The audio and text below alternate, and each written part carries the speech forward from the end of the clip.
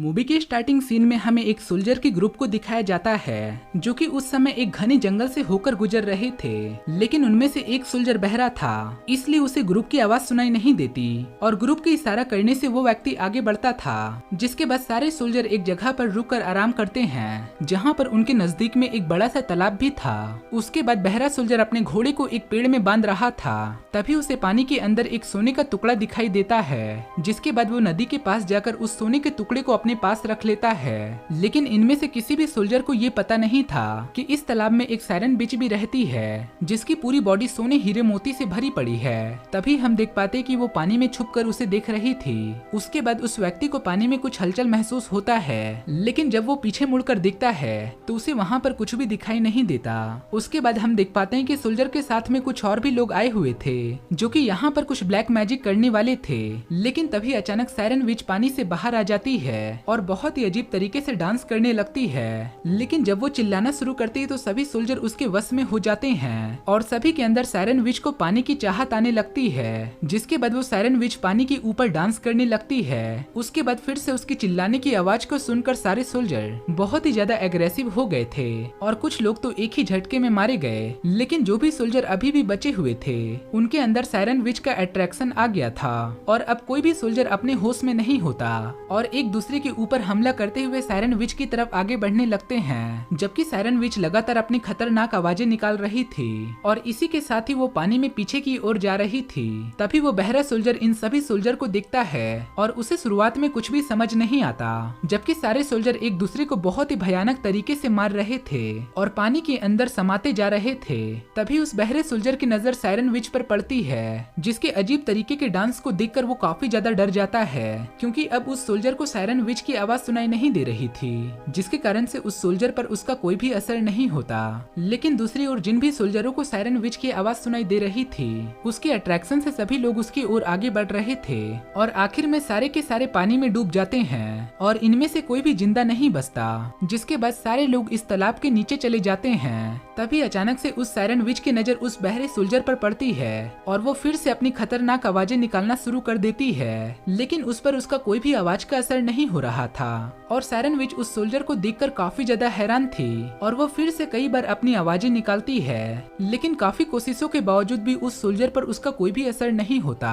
और इसे देखकर सायरन विच भी एक पल के लिए काफी ज्यादा डर जाती है, क्योंकि उसे ऐसा लगता है कि उसे कुछ हो गया है, क्योंकि उसके आवाज की असर उस सोल्जर पर नहीं हो रही थी। इसीलिए सायरन विच बहुत ही ज्यादा परेशान हो जाती है और वो वापस पानी में चली जाती है। लेकिन इससे बहरा सोल्जर काफी ज्यादा डर गया था और उसे अभी तक कोई भी बात समझ नहीं आई थी। तभी सायरन विच पानी से बाहर आती है और उस सोल्जर को देखने लगती है, क्योंकि अब सायरन विच उस सोल्जर की तरफ अट्रैक्ट होने लगी थी और उसे उस व्यक्ति को पाने की इच्छा बढ़ गई थी। लेकिन वो बहरा सोल्जर वहाँ से भागना शुरू कर देता है, क्योंकि वहाँ का नजारा देखने के बाद उसकी हालत और भी ज्यादा खराब हो गई थी। लेकिन भागने के दौरान वो सोल्जर एक पेड़ से जा टकराता है और गिरकर वहीं पर बेहोश हो जाता है और कुछ समय के बाद उसे होश आता है और वो वहीं पर खड़ा हो जाता है। और क्योंकि वो भागते भागते काफी ज्यादा थक गया था, इसीलिए वो एक चादर लेकर नदी किनारे आराम करने लगता है। लेकिन कुछ ही समय के बाद रात हो जाती है और वो सोल्जर वहीं पर नदी किनारे सो गया था। तभी वो सायरन विच पानी से बाहर निकलती है और सोए हुए सोल्जर के पास आकर उसके सामने डांस करने लगती है और हम देख पाते हैं कि सायरन विच के अंदर उस बहरे सोल्जर को पानी की गजब की चाहत आ गई थी और उसके बाद वो सायरन विच उसी सोल्जर के पास सो जाती है। पर उस बहरे सोल्जर को इसका कोई भी अंदाजा नहीं था। उसके बाद सुबह होता है और सोल्जर अपनी आंखें खोलता है, जहाँ पर हम देख पाते हैं कि वो सायरन विच अभी भी उसी के पास ही सोई हुई थी। जिसके बाद सोल्जर को अपने ऊपर किसी चीज के होने का एहसास होता है। तभी उसकी नजर सायरन विच पर पड़ती है और वो उसके पहने हीरे जेवरात को देखने लगता है। लेकिन तभी सायरन विच भी जाग जाती है और वो जैसे ही वहाँ से भागने वाली होती है, सोल्जर उसे पकड़ने की कोशिश करता है, लेकिन पकड़ने के दौरान उसके हाथों में सायरन विच के बॉडी के कुछ हीरे फंस जाते हैं, जिसे देखकर सोल्जर को पता चलता है कि सायरन विच के पूरे बॉडी पर हीरे मोती हैं और उसे देखते ही वो काफी ज्यादा हैरान था और अब उस सोल्जर को सायरन विच को पाने की लालच आने लगती है। उसके बाद वो सोल्जर सायरन विच का पीछा करने लगता है जो पानी के अंदर भाग रही थी और एक झरने के ऊपर चली जाती है। ये देखते ही वो सोल्जर उसके पीछे पीछे जाता है और दोनों ही एक दूसरे को देखने लगते हैं। उसके बाद सोल्जर अपने तलवार को किनारे पर ही रखकर सायरन विच की तरफ आगे बढ़ने लगता है।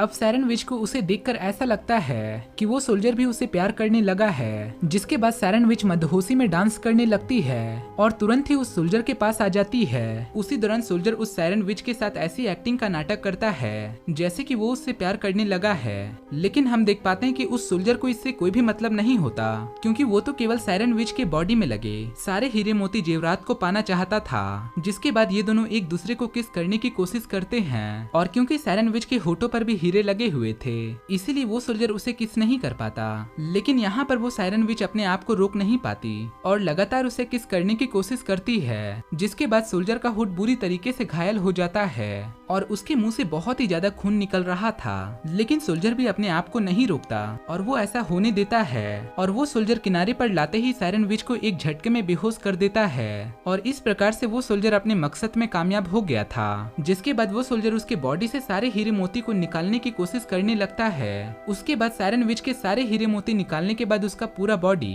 बुरी तरीके से जख्मी हो गया था और फिर वो सोल्जर उसके बॉडी को पानी में फेंक देता है। जिसके बाद हम देख पाते हैं कि सायरन विच की बॉडी पानी में बहने लगी थी और इसका ब्लड धीरे धीरे पूरे पानी में फैलने लगा था। उसके बाद वो सोल्जर सारे हीरे मोती को एक चादर में लपेटकर उस जंगल से निकलने की कोशिश करता है। लेकिन अब सायरन विच की बॉडी तालाब के अंदर आ चुकी थी और वो अजीब तरीके से नीचे चली जाती है और उस पूरे तालाब में खून ही खून फैल जाता है जो दिखने में काफी खौफनाक था। लेकिन यहाँ पर जो कुछ भी हो रहा था सोल्जर को इसकी भनक तक नहीं थी और उस सोल्जर के पास जितना भी खजाना था वो काफी ज्यादा भारी था और उसे ले जाने में काफी परेशानी भी हो रही थी और आगे चलते चलते वो थक जाता है और उसी बीच उसे एक नदी दिखाई देता है और वो वहाँ पर पानी पीने के लिए उस किनारे पर पहुँचता है और जैसे ही वो उस पानी को पीता है तभी सायरन विच का ब्लड भी वहाँ पर आ चुका था और सोल्जर पानी के साथ साथ उस ब्लड को भी पी जाता है। लेकिन जैसे ही वो उस पानी को नोटिस करता है तभी उसकी हालत बहुत ही खराब होने लगती है और वो काफी ज्यादा डर जाता है। लेकिन इसके बाद उसे सब कुछ सुनाई देने लगता है जो कि सायरन विच के ब्लड पीने की वजह से हुआ था और इस बात से वो सोल्जर काफी ज्यादा परेशान हो जाता है और पागलों के जैसा हरकतें करने लगता है क्योंकि उसे कुछ भी समझ नहीं आता। लेकिन वो थोड़ी देर के बाद शांत हो जाता है और वो वहाँ से जाने लगता है। लेकिन इसी बीच सायरन विच पानी से बाहर आ जाती है और जब उसे पता चलता है कि उसके सारी बॉडी से हीरे जेवरात गायब हो चुके हैं वो काफी ज्यादा परेशान होने लगती है और इसकी वजह से वो बहुत ज्यादा दुखी भी हो गई थी क्योंकि अब उसे अच्छे से पता चल गया था कि सोल्जर के दिल में कोई भी प्यार था ही नहीं क्योंकि वो तो केवल इसके शरीर के सारे हीरे मोती चाहता था। तभी अचानक सायरन विच की नजर उसी सोल्जर के ऊपर पड़ती है और वो अपनी खतरनाक आवाजें निकालना शुरू कर देती है जिसकी वजह से वो सोल्जर पागल होने लगा था क्योंकि अब उसे साफ साफ आवाजें सुनाई देने लगी थी। जिसके बाद वो अपने आप को रोक नहीं पाता और पानी के अंदर जाने लगता है जबकि सायरन विच लगातार धोखे की वजह से आवाजें निकाल रही थी और उसकी आवाजें सुन सुनकर उस सोल्जर की दिमागी हालत बहुत ही खराब हो गई थी। लेकिन अब वो सोल्जर कुछ भी नहीं कर सकता था क्योंकि अब वो सायरन विच के वश में आ गया था। जिसके बाद वो सोल्जर को धीरे धीरे पानी के अंदर ले जाती है और आखिर में ये सोल्जर भी बाकी सोल्जरों की तरह ही पानी की गहराइयों में डूब जाता है और अपनी लालच की वजह से मारा जाता है। वहीं अब सायरन विच अपने हालत को देखकर बहुत ही ज्यादा दुखी हो गई थी जबकि सोल्जर भी उसी जगह पर आ गया था जहां पर सारे लोग मरे हुए थे। और इसी के साथ ही ये स्टोरी यहीं पर समाप्त हो जाती है।